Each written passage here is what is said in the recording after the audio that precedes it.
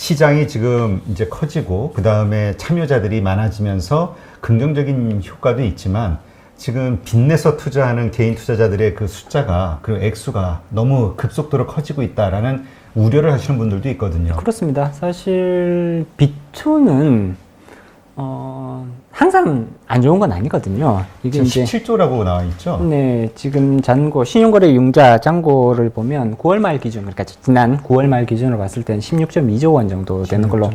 나타나고 있거든요. 코스피에서 8조 원, 그 다음에 코스닥 시장에서 8.2조 원 정도로 나타나고 있습니다. 16.2조 원. 근데 이제 이게 연초 대비로 보면 거의 한 70%에서 80% 정도 증가한 수준이거든요. 엄청난 속도로 증가를 했다라고 평가를 해볼 수가 있습니다. 특히나 코스피 시장에서의 신용거래 융자 잔고 상승 속도는 지금 그러니까 2019년 연말 대비로 봤을 때 지금 거의 100% 증가를 했거든요. 그리고 코스닥 시장 같은 경우도 이제 60% 지금 증가를 했단 말이에요. 그래서 코스피 시장, 코스닥 시장 100%, 62%, 뭐 대충 평균을 잡았네요. 어림 잡아도 75% 내외, 뭐 내지는 80%에 육박을 한단 말이에요. 증가율이. 이렇게 되면 사실은 B2의 그 절대적인 부채 수준이 있잖아요. 지금 부채 수준 16.2조 원. 부채 수준도 중요한 의미를 가집니다만 사실 증가 속도도 굉장히 중요하거든요. 이 정도의 빠른 속도의 증가세를 보였을 때 보통은 여기에 후유증이 나타나는 경우들이 일반적인 모습입니다. 특히 빚과 관련된 부분이잖아요. 따라서 현재의 상황에서는 지금 B2, 특히 이제 부채의 증가, 가계부채의 증가 속도가 너무 빠르기 때문에 이 부분에 있어서는 다시 한번 우리가 조금 주의를 환기시킬 필요성이 있을 것 같습니다. 젊은 투자층, 특히 이제 투자 수익률을 높이기 위한 수단인 거잖아요. 그렇죠. 결국 이거는. 레버리지 써서. 예, 그래서 투자 수익률을 높이기 위한 수단. 그래서 자기가 가지고 있는 자금에 비해서 훨씬 더 높은 수익률을 향유하기 위한 수단으로 활용되고 있는 것은 사실입니다만 그 위험성이 지금 커지고 있으면 굉장히 뚜렷해 보이거든요.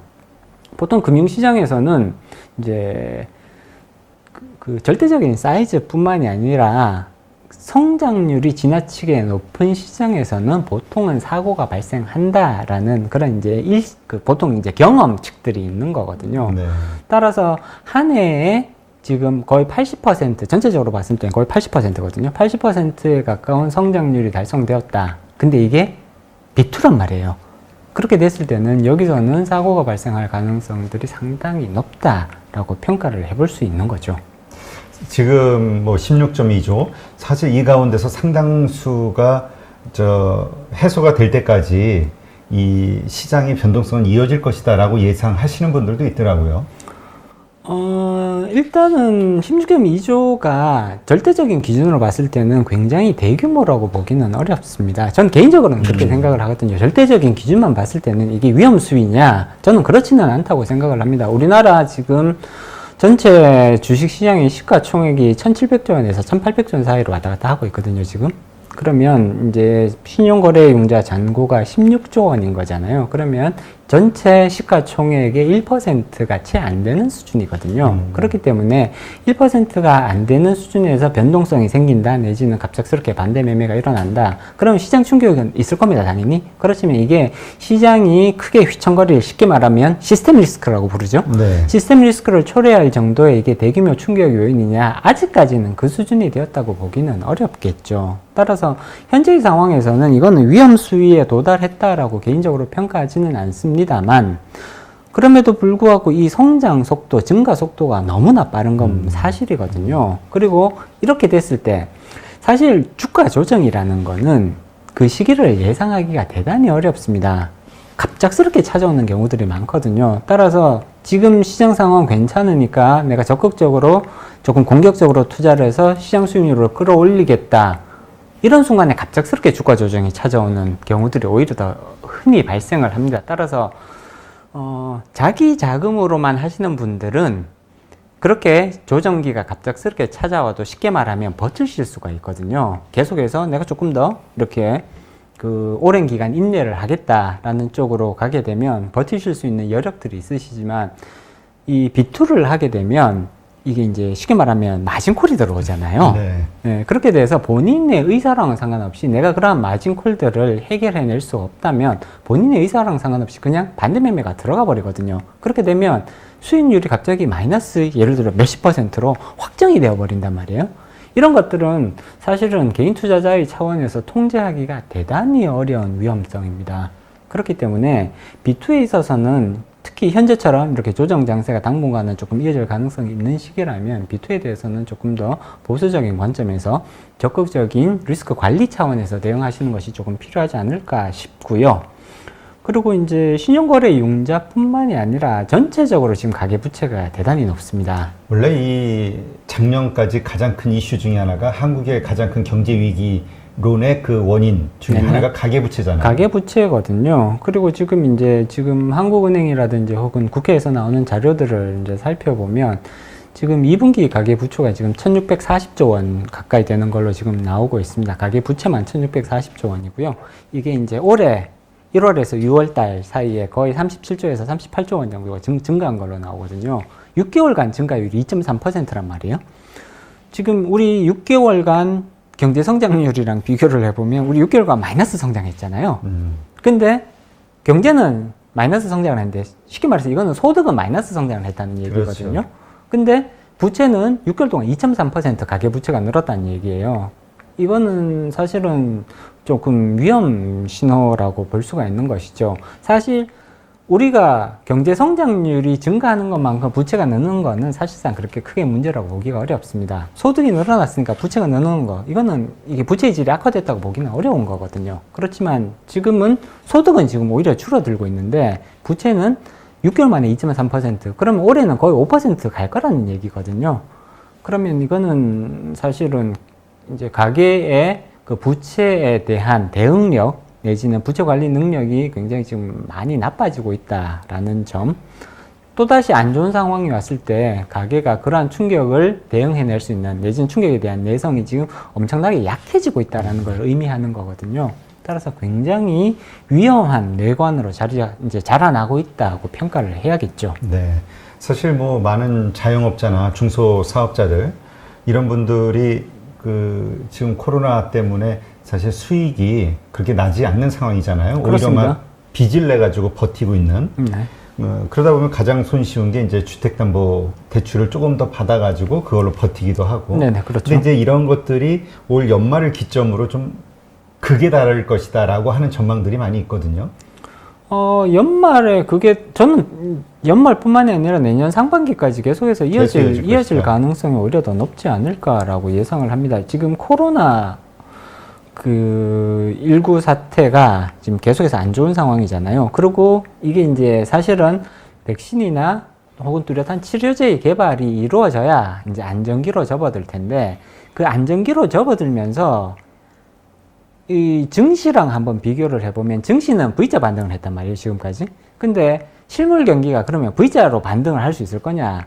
그 가능성은 오히려 떨어진다고 봐야 되는 거거든요. 실물 경기는 치료제나 백신이 개발된다고 하더라도 V자로 반등하기는 어렵다고 봐야 될 것 같습니다. 오히려 많은 분들이 얘기하시죠. 나이키 형태. 네. 완만한 형태로 회복되는 가능성들이 더 높다고 봐야 되는 거거든요. 그렇기 때문에 운이 좋아서 내년 초 올해 연말은 조금 어렵지 않을까 봐야 되는 것 같고 내년 1분기 정도에 운 좋게 이제 백신이나 혹은 치료제가 개발이 되었다고 하더라도 실질적으로 경기가 회복되는 데는 그거 이상 6개월 내지는 1년 가까운 시간이 걸릴 가능성을 더 높게 예상을 해봐야 될 것 같고요. 그렇다면 자영업자들 분들의 그런 이제 매출상의 어려움들은 상당 기간 이어질 가능성들이 더 높습니다. 결국 이거는 계속해서 부채를 조달을 하면서 버티는 것 말고는 뚜렷한 답이 그렇죠. 없거든요. 그렇게 된다면 결국은 내년 상반기까지는 계속해서 가계 부채가 현재의 양상으로 증가할 가능성을 높게 예상해 볼 수가 있는 거죠.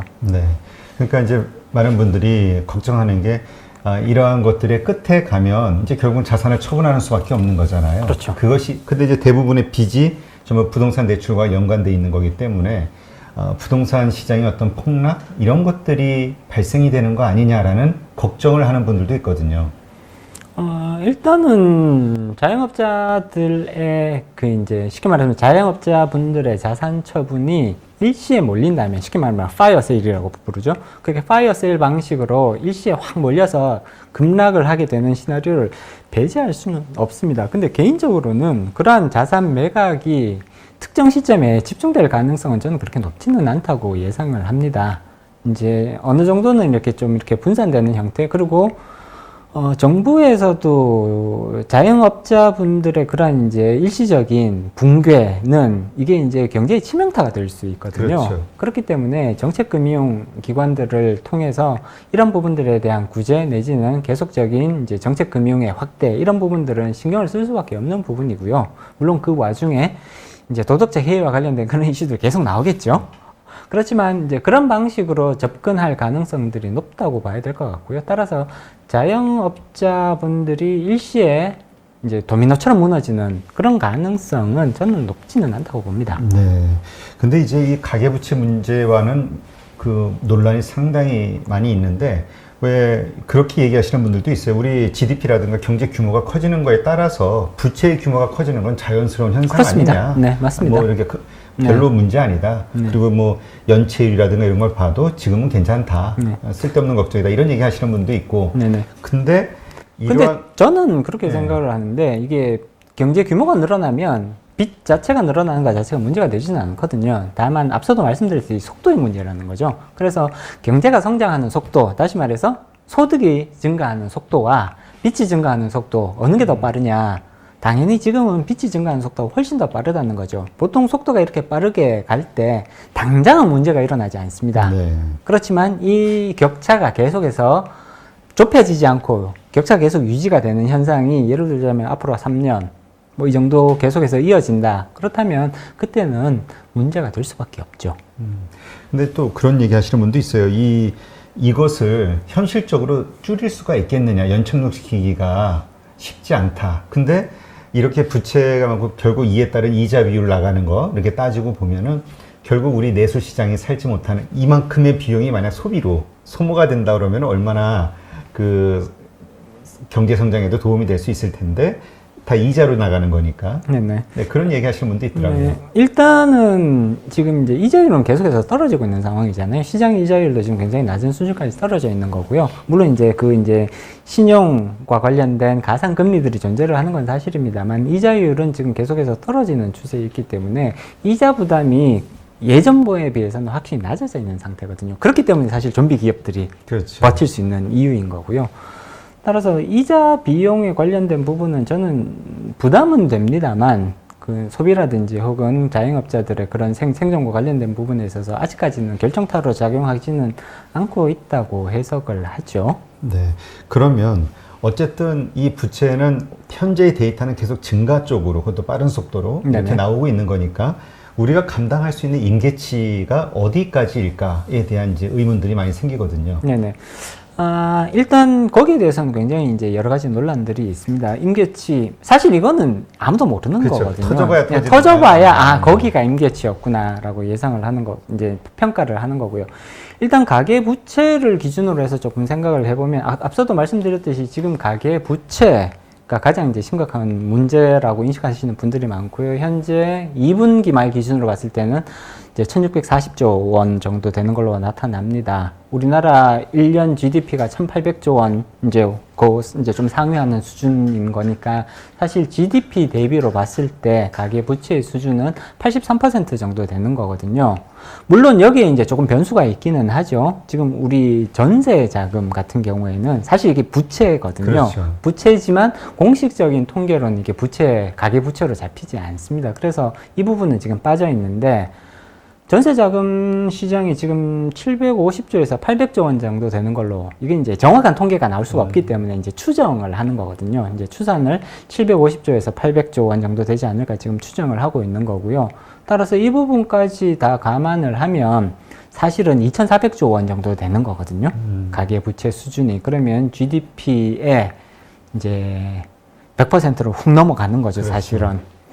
근데 이제 전세자금 쪽은 추정이 조금 어렵고 공식적인 통계를 조금 잡기가 어려우니까 이 부분을 빼면 이제 83% 정도가 현재의 이제 가계부채 대비, GDP 대비 가계부채 비율일 텐데 저는 개인적으로는 아직까지는 이게 임계치에 도달해 있다고 보지는 않습니다. 저는 100% 근처가 임계치가 되지 않을까라고 개인적으로는 예상을 하고 있고요. 100%가 넘어가면 이제 그때부터는 사실은 부채가 긍정적인 측면도 분명히 존재를 합니다. 소비를 활성화시키고 확대시키고 이제 전체적인 경제가 더 잘 돌아갈 수 있도록 만드는 그런 긍정적인 효과도 분명히 존재를 하는 거거든요. 그렇지만 이 부채가 특정 임계치를 넘으면 개인적으로는 GDP의 거의 100% 정도를 보고 있는 거고요. 이걸 넘게 되면 결국은 그때부터는 긍정적인 효과보다는 부정적인 효과, 부채에 대한 부담, 이자 비용에 대한 부담 이런 부분들이 오히려 더 크게 작용을 하면서 오히려 소비를 위축시키는 쪽으로 갈 가능성을 더 높게 예상을 하고 있습니다. 따라서 점차 임계치에 접근해 가고 있는 건 분명해 보이고요. 물론 아직까지는 전 임계치에 도달했다고 보지는 않습니다만 접근해 가고 있는, 그리고 그 속도가 상당히 빠르다라는 점, 따라서 이런 부분들은 우리가 조금 향후에 집중적으로 조금 컨트롤 해야 되는 부분이라고 생각합니다. 네. 지금 분명한 거는 2023년이라고 얘기했지만 사실 그것도 못 박은 건 아니잖아요. 물가 인상 폭에 따라서 언제든지 또 금리 인상은 될 수 있는 거니까 연준에서도요. 네네. 네, 그렇기 때문에 뭐 최대한 뭐 본다 해도 2023년 이후에는 뭔가 금리가 인상될 것을 기대하는 게 당연한 거고요. 그 전이라도 근데 이제 그렇고. 사실은 이거는 근데 어디까지나 기대일 뿐인 거거든요. 사실 올해 코로나19 사태가 발생할 거라고 아무도 기대를 그렇죠. 못했던 거잖아요. 이게 바로 이 문제가 가지고 있는 위험성인 거거든요. 우리는 지금 2023년까지는 연준이 제로 금리를 유지할 거라고 예상을 합니다. 굉장히 합리적인 기대입니다. 그렇죠. 근데 그렇기 때문에 이제 한국은행도 현재의 0.5% 기준금리를 비슷하게 2023년 근처까지는 유지할 거라고 보는 거죠.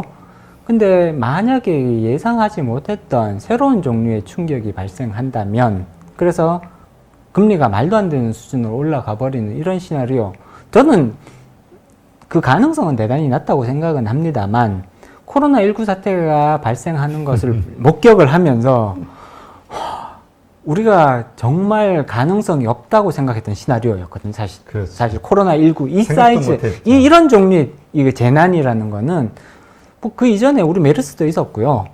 다 그런 사스도 있었고 그런 종류의 재난이 있었지만 이 정도의 대규모 스케일로 재난이 발생할 거라는 거에 대해서는 사실상 거의 그 가능성을 거의 제로라고 봤었단 말이에요.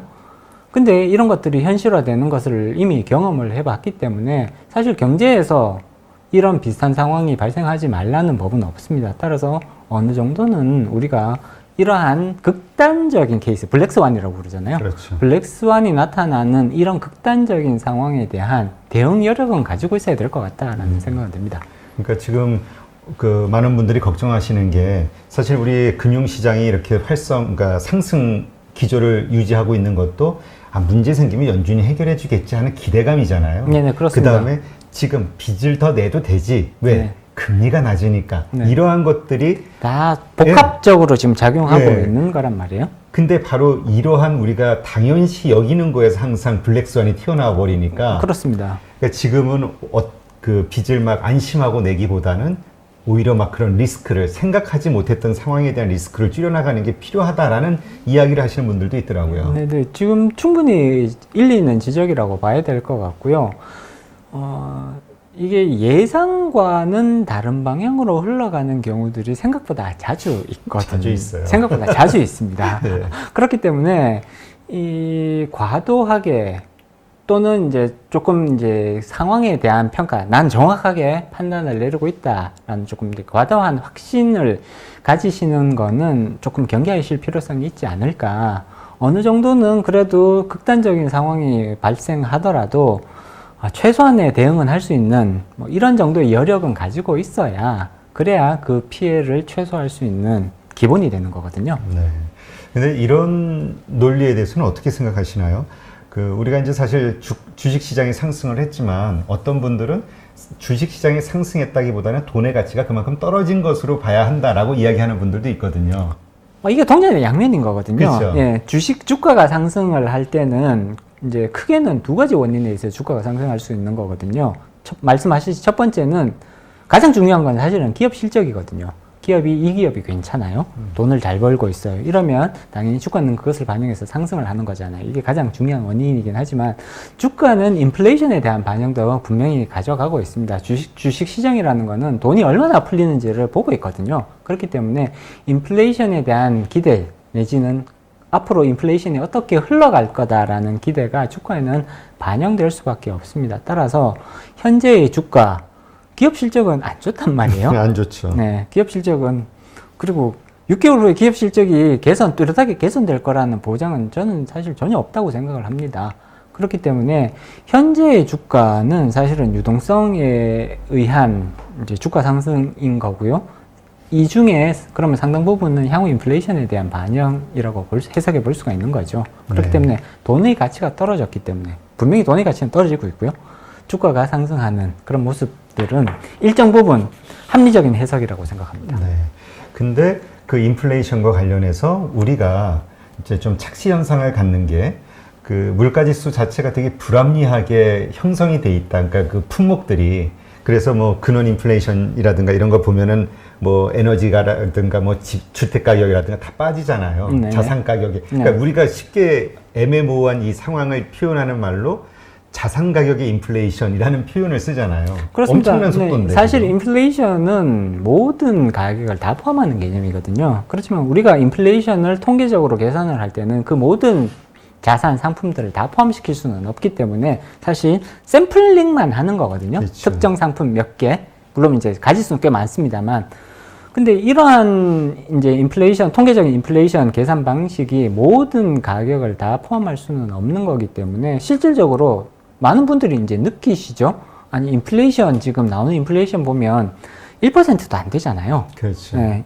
2%도 안 디플레이션을 걱정하는 상황인데 지금. 네, 1%도 안 되는데, 근데 사실은 자산 가격은 완전히 딴 방향에서 놀고 있단 말이에요. 따라서 여기서 얘기하는 인플레이션이라는 거는 우리가 이제 생활 속에서 접하게 된 쉽게 말하는 장바구니 물가와는 조금 차이가 있는 거죠. 장바구니 물가는 지금 이제 특히나 예를 들자면 공산품 같은 경우에는 제조 기술이 계속 발전하고 있잖아요. 그래서 쉽게 말하면 제조 원가는 떨어지고 있단 말이에요. 그래서 자산 가격의 상승과는 오히려 반대 방향성으로 가는 것이 충분히 가능하고요. 그렇지만 돈이 풀렸을 때, 많은 돈이 풀렸을 때, 이 많은 풀린 돈은 모든 재화에 대해서 동일한 인플레이션을 가져올 수는 없습니다. 당연히 상품 간 내지는 자산 간의 양극화 현상이 뚜렷하게 나타날 수밖에 없는 거고요. 어디로 많이 몰릴 거냐를 판단해 보시는 거는 재테크에 있어서는 굉장히 중요한 거죠. 네. 하여튼 지금 말씀하신 이런 흐름에 대해서 전반적으로 좀 인지를 하고, 네. 하여튼 저는 제일 걱정되는 게 빚이 그 빠른 속도로 늘어나고 있다는 거, 그리고 그 돈이 자꾸 투자가 이뤄지고 있다는 게 자꾸 마음에 걸리는 대목이라. 항상 속도가 지나치게 빠르면 거의 예외 없이 사고가 발생했던 게 금융시장의 경험이거든요. 우리가 이제 특정 시장이 100조 원을 넘어가게 되면 보통 이제 100조 원까지는 이게 좀 특이한 현상인 것 같기는 한데, 물론 이제 제가 개인적으로 가지고 있는 약간 편견일 수도 있습니다만, 보통 이제 특정 상품 시장이 100조 원을 넘어가게 되면, 그러면 여기에는 이제 사고가 발생할 때가 임박했다라고 많이들 얘기를 하시거든요. 이제 ELS 시장이 그랬었고요. 그렇죠. 네, 그 다음에 이제 사모펀드 시장도 마찬가지입니다. 근데 이제 그 절대적인 규모도 중요한데, 예를 들어서 매년 10% 이상씩 5년 이상 성장을 하는 시장이면 이런 시장에서도 보통은 사고가 잘 발생을 하거든요. 근데 지금 신용거래 융자 같은 경우에는 한 해 아직 1년도 다 안 흘렀는데 80%의 성장률을 보여버렸단 말이에요. 네. 몇 년 걸쳐서 축적하기도 힘든 그런 증가세를 한 해에 달성을 해버렸단 말이에요. 이렇게 되면 보통은 여기에 대해서는 이제 경고 시그널이 나오는 게 정상입니다. 그렇죠. 하여튼 제가 오늘 지인하고 그 뉴욕에 있는 그 헤지펀드에서 근무하는 그 분하고 통화를 하는데, 미국에서도 그게 특집으로 좀 다뤄졌다고 하더라고요. 한국의 이 그 투자, 네네. 이 뭐라 그러나, 이 투자 열풍, 열풍에 대해서 많이 걱정하는 시선으로 네. 예, 바라봤다 뭐 이런 얘기가 있더라고요. 네. 보통 이제 언론에서 그런 얘기들이 나오면 이제 꼭지다 뭐 이런 말씀들도 하시잖아요.